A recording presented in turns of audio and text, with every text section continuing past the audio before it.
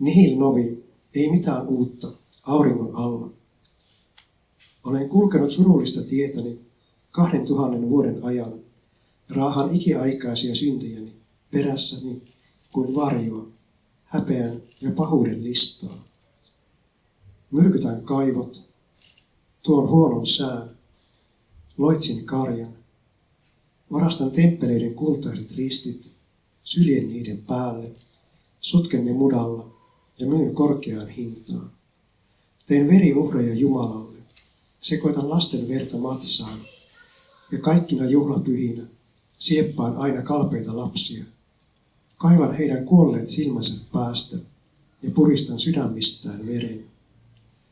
Vuodet vierivät ja maailman kuva muuttuu. Kulttuuri, valo, edistys. Ja silti sinä odotat, että piileksin luolissa. Lasken öisin kultarahoja. Sytytän sotia, kun Sionin viisaat niin haluavat.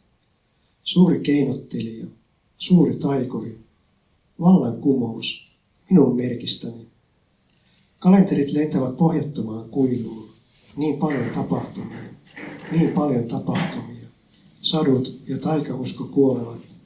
Radio ja elokuvien loiste ovat saapuneet. Ihmiskunta pähkäilee kaikkea. Vain minun kanssani. Nihil novi.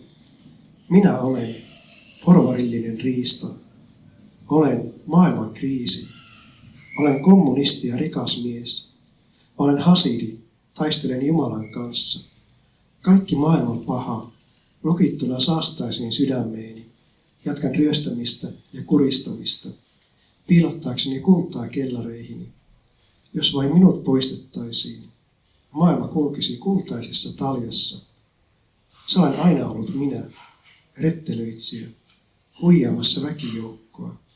Ja minä olen vielä elossa. Kuinka ärsyttävää, eikö? Jopa häpeällistä.